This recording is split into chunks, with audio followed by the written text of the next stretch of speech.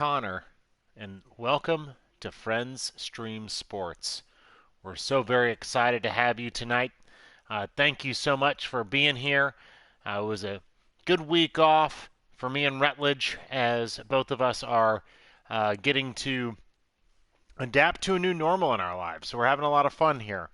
But we did, and as always, we do want to continue to enjoy our time here at Friends Stream Sports. So, yes, here tonight we are not doing NBA 2K, but what we are going to be talking about here tonight is we're going to be doing a little FIFA time, FIFA 21. So, super excited about that.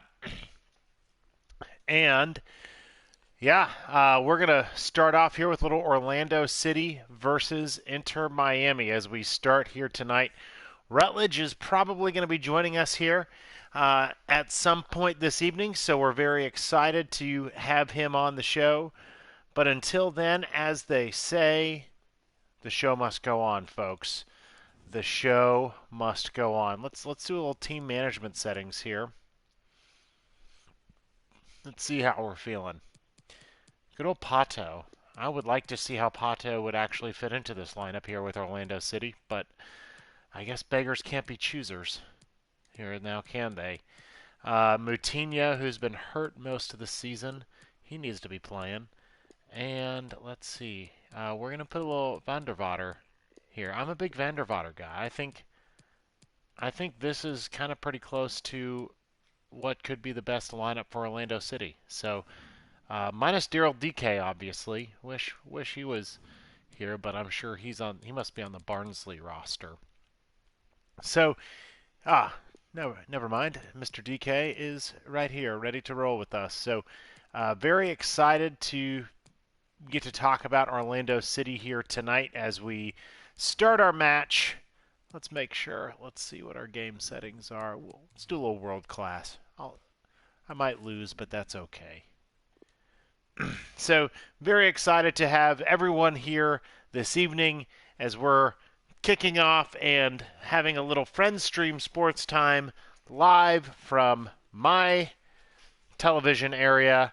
Ronan, our producer, is here, and he just wants the treats.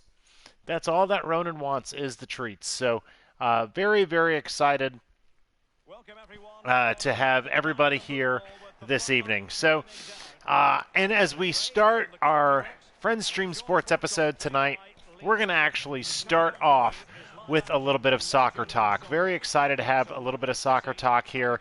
There's been a lot of games that have happened, a lot of really intense games that I think are definitely worth our time to talk about.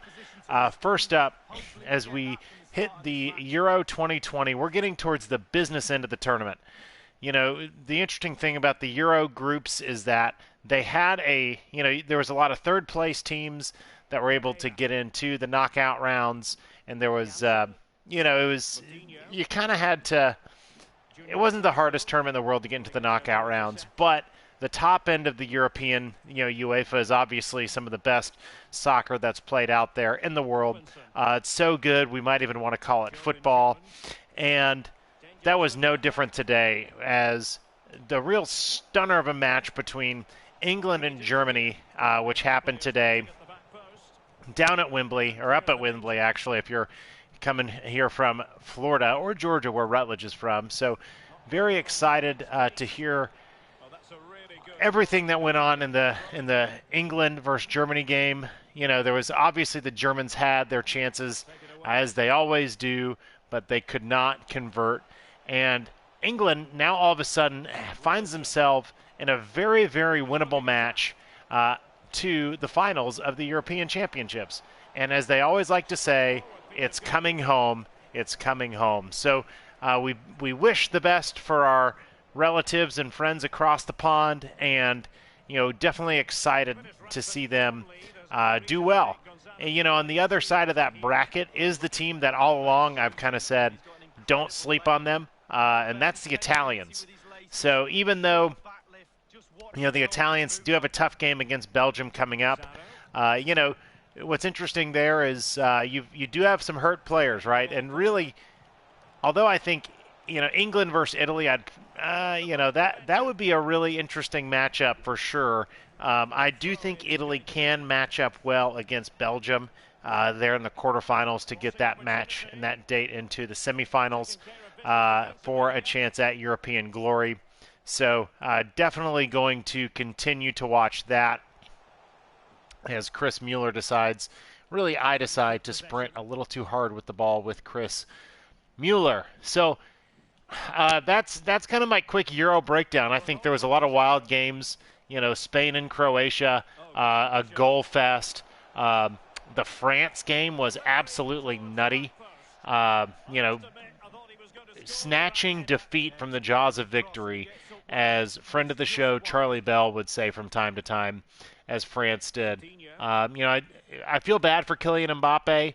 He had a chance to cement part of his legacy, and he cemented part of his legacy now in the wrong way. And that's kind of what happens sometimes when you're a soccer player, is that you can get a lot of things going the right way, and then that one wrong move, that one wrong step, can really, really make that an issue for you. So, do feel bad for Kylian Mbappe, but I'm sure he's got a lot more European championships left in him, assuming and hopefully he doesn't get injured. I would hate to see him get injured. So, now I want to briefly touch on Copa America. The Copa America, kind of like the European Championships, the group stage, it's not exactly the toughest group stage out there to get into the knockout rounds, as the way that the Copa America sets up is 2 groups of 5 with the top 4 teams advancing. So really it's just the worst team in those groups were teams that weren't going to be advancing. Kind of on that left side of the bracket, you do have Brazil, which is a team that is definitely primed to make another deep run. Probably their biggest competition is going to be a Peru, which they've already dispatched of, or a Paraguay. I think that their side of the bracket definitely sets up a little bit easier. That's because Argentina and Uruguay sit on the other side of that bracket. So, it'll be interesting to see how Copa America shapes up. We're getting towards getting ready to have the Gold Cup here, coming up, where CONCACAF can kind of play center stage a little bit, and we'll see if the United States can take their Nations League Cup glory and be able to. Our defense here with Orlando City is kind of getting rocked, but Pedro Galese El Pulpo is doing a really nice job between the pipes tonight. So, yeah, I think that it's always going to be, it'll be really fun as the Gold Cup starts. Not the strongest United States team. I think we probably saw that in the Nations League finals, but that's okay. Still a lot of quality there on that United States side. And Ruan is beaming down that sideline, and we just about had the first goal here for Orlando City and the game here this evening. But alas, that's okay. Pato with the ball here. In Orlando City, speaking of Orlando City, they've played really well.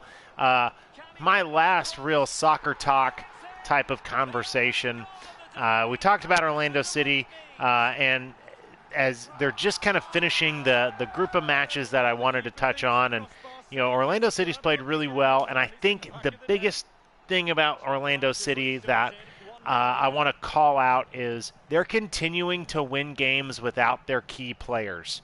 At the beginning of the season, Daryl DK was playing over at Barnsley. Now, now they've got Pedro Galese in the Copa America. They've got not too much on the injury side, but when you don't have your starting goalkeeper and a guy who really had a lot of big time impact for your side, I mean that's a big impact. So definitely hats off to Orlando City. Really excited, because they're winning these games without the full complement of players. Obviously, very excited to see how they finish out this summer. So then when the full team does come in, they can get to those full complement of players. So, as per usual with our FIFA games, I'm playing 2 games tonight. So, in a lot of ways, we're done with the first quarter here, and very excited. To have everything going on that is going on. And as we, let's do a little quick. My team's playing well, and I'm going to stick with them. I don't think I'm going to make any substitutions.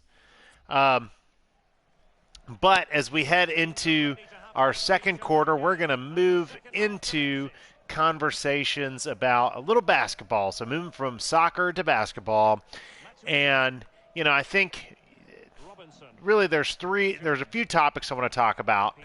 First topic, though, is the NBA Western Conference Finals, which in a lot of ways is kind of like the NBA Finals because these guys are, no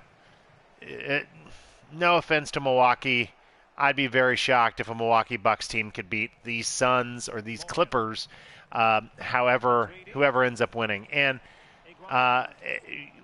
wish we had a few more listeners out there tonight because I would have loved to have heard your thoughts on really these 2 questions. Number one, Paul George is obviously playing out of his mind. He's had to really step up to be sort of that, quote, number 1 guy. And he's done a very admirable job doing that. And, especially in light of the bubble last season where he really struggled and, he was open about his struggles.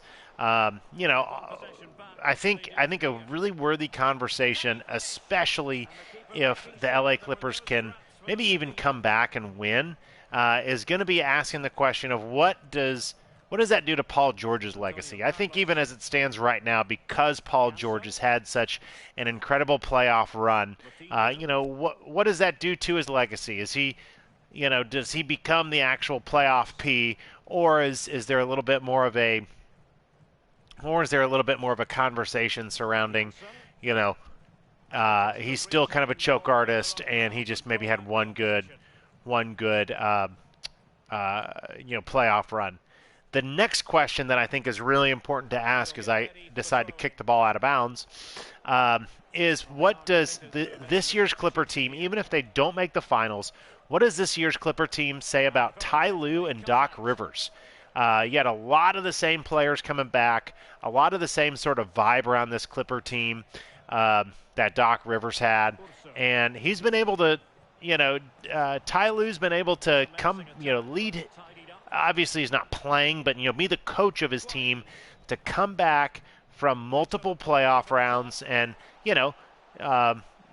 the Clippers are only down 3-2. If they're the best team on the court here at Game 6, then it's winner take all. And, obviously the Suns have Chris Paul, but Paul George and the Clippers and all those veterans that they have, no slouch either. So, I think that a lot of credit has to go to Ty Lue for the way that he's been able to keep this team together and not abandon ship where it kind of seemed like, Doc kind of struggled. I think there's already some noise as it relates to Doc Rivers in Philly. So, those are some of my thoughts on the Western Conference Finals. As it relates to the Eastern Conference Finals, I think that's a little more straightforward. Some breaking news here tonight is that actually Trae Young is not going to be, and I kicked the ball out of bounds again. That's what happens when you try to run an entire podcast and play video games all at once. But hey, I'm not complaining. It's a lot of fun here. Thanks for tuning into Friends Stream Sports. As always, we're at 8 o'clock Eastern on Twitch. It's just me tonight, but hopefully Rutledge is going to be able to come in for a little bit here at the end of the show and have some good conversation. But as it relates to the Eastern Conference Finals, I think it's really important to remember that, this Hawks team just I don't think they're there yet. I think they got to struggle a little bit more. I think Trae Young, with that injury, obviously I always talk about liking to see good on good, but I think that the Hawks need a little bit more maturing and to really be a team that could make not just make it to a finals and kind of a, oh, this Eastern Conference team snuck into the finals one year and had a quick exit to a very superior Western Conference team like we've seen from time to time, but being able to, really come in and compete and be like a true championship caliber team, not just the flash in the pan kind of situation, which, the Hawks are one of 4 teams left, and there is some credit due there, but that does not mean that they are, I still think that there's some conversations to be had of, okay, how did they really end up getting there? So Hawks are definitely an interesting story, and we almost let up another goal, but Pedro Galese yet again playing out of his mind here tonight. A few other topics I want to touch on here as we head to the 80th minute and ending the second quarter of our first game of Friends Stream Sports here on Twitch on Tuesday nights at 8 o'clock is, I think that there's been a lot of interesting takes as it relates to the Scottie Pippen GQ article. He has, he was very bold in calling a lot of people out. It sounds like some of the things that Michael Jordan said about Scottie Pippen in The Last Dance didn't sit well with Scottie, and he's wanting to have his turn to share kind of his side of the story. I think where I land on that is this is probably a situation where every story has 3 sides. There's side A, there's side B, and then there's the truth. And I think that that's an important thing to remember here is, Scottie, he has some things to say, and he's a very good player. He's a top 50, maybe top 75, top 50, top 75 all-time player. And, he's got some things to say. So I think that, it's good for Scottie that if he has some things to say, for him to be able to say that. Nani just sailed it. I'm going to say that was more due to operator error than a Nani error. I don't think Nani's ever hit a ball that high in his life. So I think Scottie just has a lot of things to say. Finally, as it relates to, the Orlando Magics, we're going to talk about the Magic some because, well, quite frankly, somebody's got to talk about the Magic. And I think that it's interesting as Penny Hardaway is next up for the potential to be their head coach, and he is in the conversations to be that head coach. And I think that, there's been some mixed reviews in terms of Penny Hardaway. Here's the deal. The fact that all of these other coaching vacancies have been filled while the Magic have had a coaching vacancy means that guys have passed on the Magic. So even though the Magic might not be as thrilled to have Penny Hardaway be their head coach, or, the fans might not be thrilled, I think that the Magic have sort of crossed off a couple names here. And obviously wish him the best. As a young kid, I went to a lot of Magic games and watched Penny Hardaway light it up, and I would love to watch Penny Hardaway light it up. Shoot, I loved watching Scott Skiles light it up when he played for the Orlando Magic, and I wished him all the best when he became the Magic head coach. Obviously, that did not work out. So,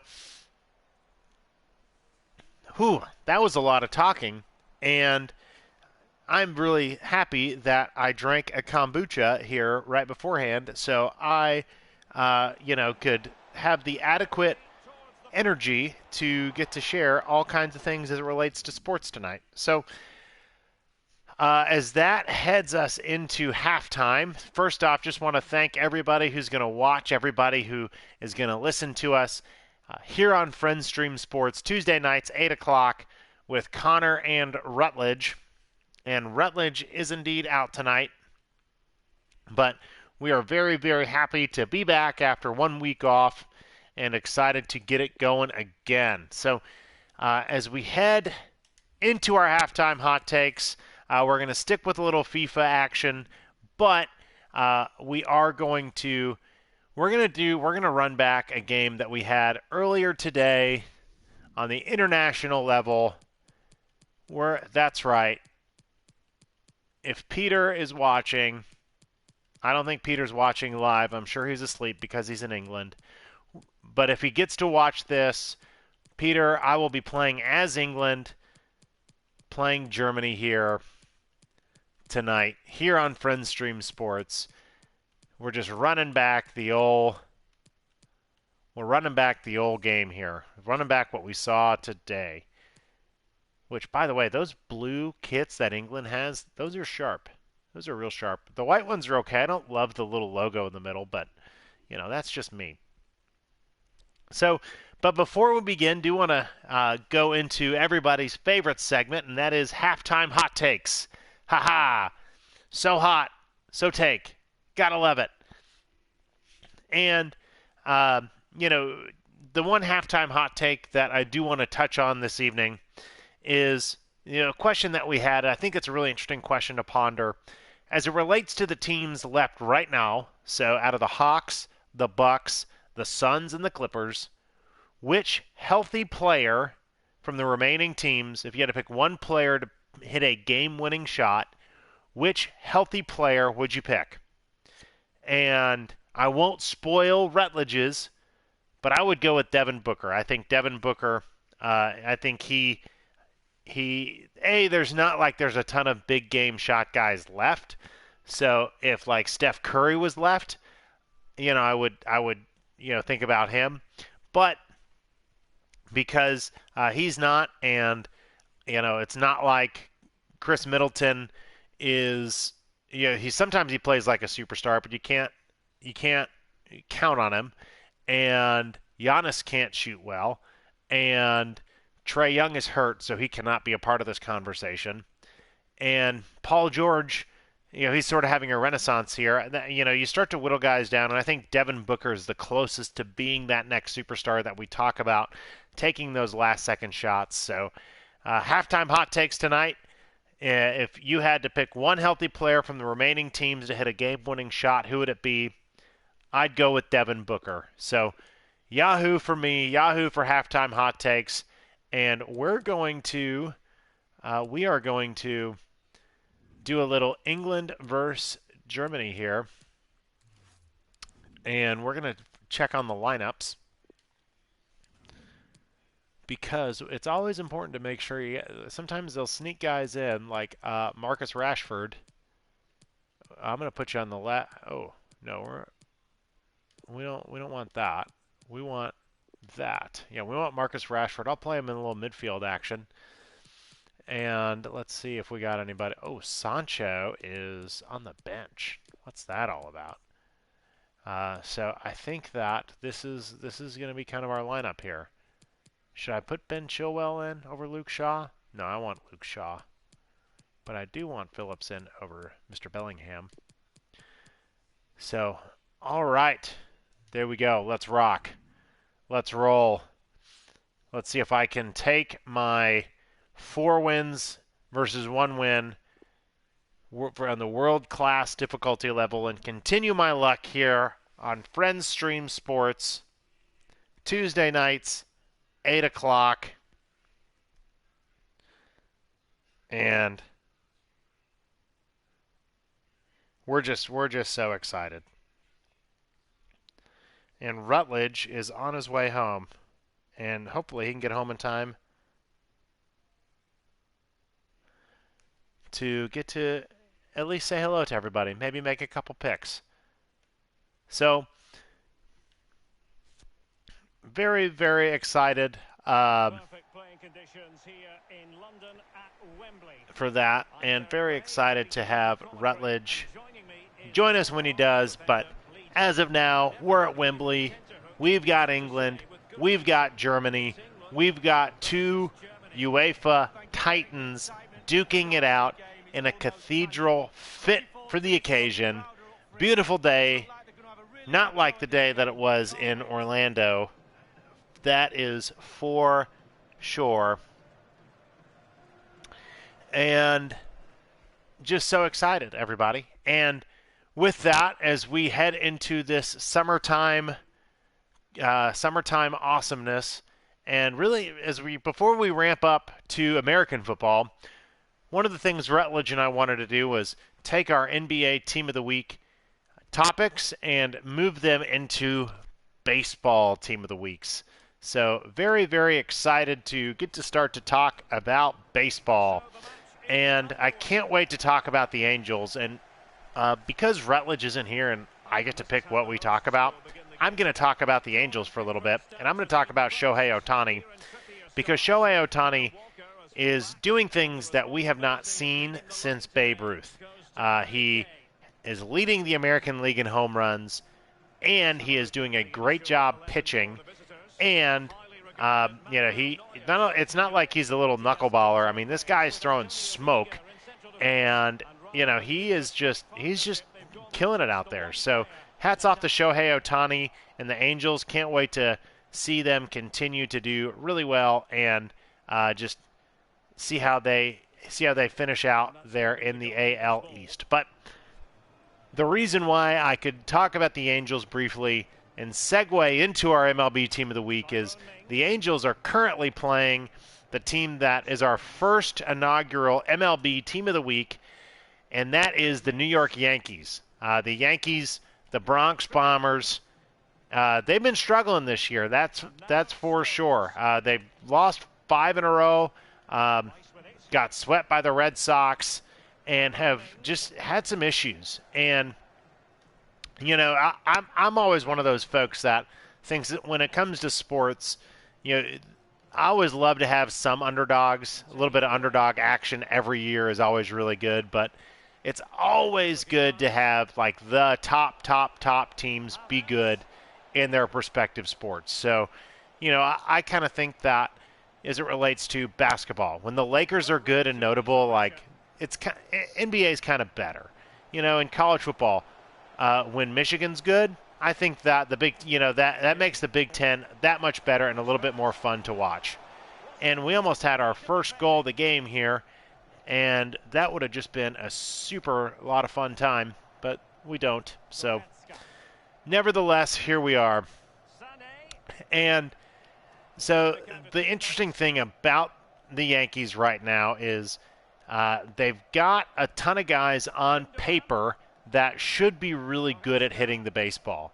Giancarlo Stanton, Gary Sanchez, Aaron Judge, folks that we always hear are really good hitters, and they are an average team at best in hitting. So I think that you could see a potential trade deadline move for another bat in the lineup, maybe a DH type player. Although Gary Sanchez, oddly enough, DHs, even though he's an interesting guy, and I'm going to touch on him here briefly. But maybe another outfielder, maybe somewhere along the way, the Yankees need another bat in that lineup that could help boost some of those batting stats. Because even though they're fourth in the AL East, they could still definitely make some noise and potentially get into a wild card spot. They're definitely in contention for that. So excited to see what the Yankees could do there. As it relates to the Yankee pitching staff, they've got Garrett Cole, and he's kind of their stud. Outside of that, it's a lot of okay stuff going on with the Yankees. So I think as a team, they do have a lot of questions. It always feels like when you watch baseball, the stock thing as it relates to pitching is, you could always use more middle relief.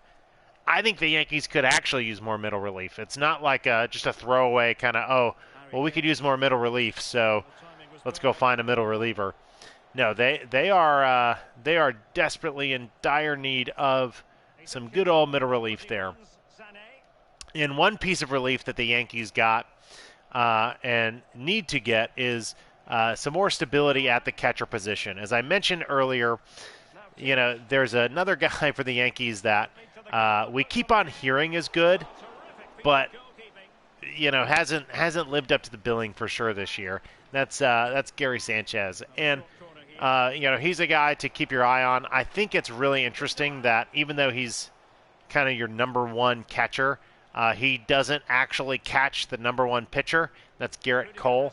There's another kind of their other catcher. I won't call him a backup catcher, because if you're catching the starter, then it's kind of hard to be considered a backup.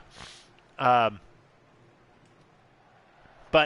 Garrett Cole is, Garrett Cole's doing his thing. Gary Sanchez needs to definitely pick it up and maybe be another, maybe the Yankees just need to look within themselves as it relates to trade deadline type of move, and just kind of say, hey, we're gonna figure this out here on our own, and we're not gonna make a trade deadline move. Although I kind of think that the Yankees are gonna make a trade deadline move.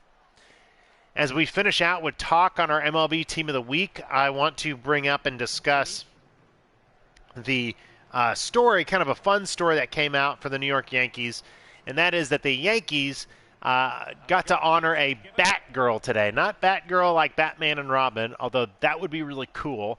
There was a lady who in 1963, or 1961, pardon me, wrote to the New York Yankees saying that her dream was to be a Batgirl. And what the Yankees said, the GM at the time wrote and said, oh, that'd be amazing. I'm sure you'd be great, but, we're going to pass right now. For whatever reason he wanted to say pass, he said, well, we're just going to pass on this. And obviously, as you can imagine, that kind of left that young gal not feeling too good about herself. So fast forward now, literally 50 years, and the granddaughter of this lady sends that same letter back to Brian Cashman, the GM for the Yankees, and all of a sudden Brian Cashman invites this lady to be the Batgirl. So the Yankees get their time in the sun as it relates to a nice puff piece kind of story. And so excited to head into this at a 0-0 draw. We have been doing a great job as it relates to possession. I need to get more shots on goal. So let's see if there's anybody I can sub in here. Get a little shot on goal action. We're gonna put in Jaden Sancho. I think that's what I'm gonna do. And we're gonna put Jordan Henderson in. Yeah, and then if I gotta put in Calvert-Lewin, I'm gonna put in Calvert-Lewin. But I think this is gonna not just give me some more punch on the offense there with Jaden Sancho, but obviously Jordan Henderson is so solid in that midfield. But as we head into the fourth quarter here of Friends Stream Sports, Tuesday nights, 8 o'clock, Twitch, podcast, YouTube. Most times I'm here with Rutledge. He sends his best. But as we head into the fourth quarter, we're talking about some of my favorite summertime and late springtime things to talk about, and that is competitions that may not be sports, but are sure fun to watch. So one of the things that I started doing when I was in college was, speaking of Jordan Henderson, wow, coming in with a great shot right out of the chutes. My buddy, another friend, Tommy, one of the things that we started doing on the 4th of July was always watching the Nathan's hot dog eating contest. We still do it. We'll still literally be with our families or not near any sort of Wi-Fi, but as long as we can get data on our phone, we're going to watch that together and be on the phone together while the Nathan's hot dog eating contest is happening. Don't ask me why I like it. I kind of think it's awesome. Their announcer, who always kind of introduces all the contestants, is an absolute hilarious kind of person. And it's just a fun way to bring in 4th of July. I'm sure it gives Coney Island some nice kind of new, Raheem Sterling going for a goal. Shot it a little too far out. FIFA does a good job when you shoot from far out that it has you not get it in. And the corner goes off of that big, white, ugly post, and we kind of throw the ball away there. So not a good set of plays here from this English side, but we still have some time left. And if we end 0-0, maybe Rutledge will be able to join us, which would just be a real blast. Producer Ronan does agree, and Ronan is very excited to be here tonight. And yes, we are so excited for that.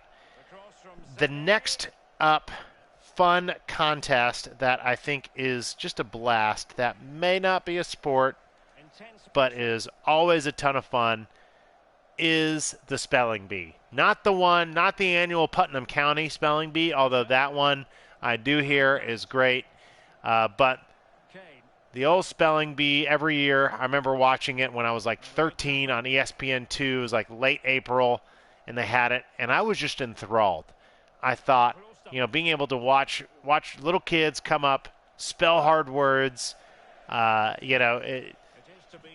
the most athletic kids, but that's okay. They're getting up and they're doing a hard thing. I give those kids a huge tip of the cap because it could be really easy to kind of fold under the pressure. You don't see many of those kids folding under the pressure. You see a lot of those kids ready to roll, shining like stars, spelling hard words. I mean, I just said shining like stars. I don't think I could spell any of those words, let alone some of the words that those kids at the spelling bee got. Honorable mention from Rutledge is the World Series of Poker. I know that is a obviously large competition, maybe yet again not a sport. I think poker is a very interesting game. It doesn't necessarily hold my attention a whole lot, but I think that if I got to play it more and really understood the gamesmanship of poker, that could be I'd probably get a little bit more into that. And they called Jadon Sancho offside. I kind of think Jadon Sancho was offside by an armpit there.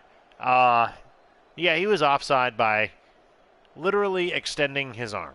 So, thanks a lot, FIFA refs. I appreciate you. And as we start to round out a couple things, another really fun, one of the really fun contests is the American Cornhole competition. I think that's always a fun one. I think that contest, just like the American Cornhole competition or bowling or, for an example, anything that you could watch on literal national television and then do together is always a ton of fun and is definitely worth your time. One of the folks who I go to church with who is a professional baseball player who just absolutely waxed me the last time we played cornhole. I literally texted him at 7 o'clock in the morning last Sunday saying, I am watching the American Cornhole League, taking notes to try to figure out a good way to beat you. I didn't play him last Sunday, so I will give I'll give an update when I do, because maybe that training really helped me out. Another honorable mention, which I just think was kind of funny once, was I saw on ESPN2 they had a literal competition of electricians. So they had electricians come in, and there was a group of them, and there was different tasks that they had to do and a timer, and they were judged on, their ability to complete those electrical tasks. So that was kind of interesting. I mean, I'm not an electrician, but yet again, tip of the cap, and I'm sure that there was some good prizes there as well as just regular old notoriety. And let's see if we can make that happen.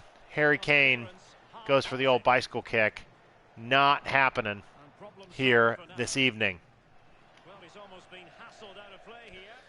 So, as we are just about ready to finish up here this evening, so excited to have you on Friends Stream Sports. Another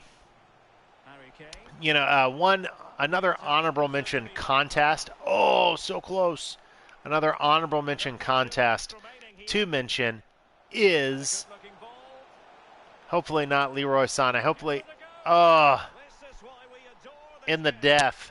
Man, in the death. That is no fun, no bueno. That's okay. And we're gonna go into ultra attacking mode here and see what Harry Kane can do. If he can, we have 2 minutes here. Let's see what old Raheem Sterling can do. The fun thing that I got to watch is with some old roommates was Are You Smarter Than a Fifth Grader? We turned that into a contest. So there's always opportunities for contests. And just like tonight's contest, I lost. Sometimes you lose. Sometimes you win. And, Good thing for England they won today, and I was not controlling them. Although England did have its chances in the video game, just like in real life. They were just able to convert. Timo Werner scores much, much quicker in a video game than in real life. So good for him. Very, very excited here as we draw to a close of Friends Stream Sports. I'm Connor. Rutledge got held up at work, but we're going to be so excited to have him back when that time comes. As we head into wrapping up Friends Stream Sports here tonight, what I'm going to do is I'm going to pick the Euro quarterfinal round. So we've got 4 teams left here in the quarterfinals, or we got a few matchups left, and I think that as we see all this going through, first off, I don't see England losing. I think England is going to win their quarterfinal match against the Ukraine and make it very difficult for them to I don't see them losing until potentially the finals. So I see England over Ukraine. I see Czech Republic. That Czech Republic and Denmark, that's the one I don't quite have a real good grasp on. I think Denmark is playing very inspired football right now, and I think that I could definitely see them continuing that against the Czech Republic. As it relates to Belgium and Italy, I'm picking the Italians. As I always like to say, never sleep on the Italians. They might have their cannolis, they might have their wine. Don't sleep on the Italians. Hey, you know what I'm saying? All right. So picking Italy to beat a beaten down Belgium team, as Kevin De Bruyne with that hurt ankle, as well as coming off that broken orbital bone in his face. And then Eden Hazard as well with his injuries, definitely an issue. And then Spain versus Switzerland, another tough one. I think Switzerland is they're going to be a tough out, but that's what Spain has proven to be. I do think Spain might have a little bit more of the experience and a little bit more of, to quote, potential friend of the show, Colin Cowherd, a little bit more of those manalytics. Even though this is not the golden generation, they still have some studs there in Pedri and Busquets. Would be always interesting to watch Spain win, to see a Spain versus Italy semifinal, and that's what I'm going with. So that's kind of it for tonight. Thank you all for tuning in. Very excited. Rutledge sends his best. But as always, I'm Connor, and this is Friends Stream Sports.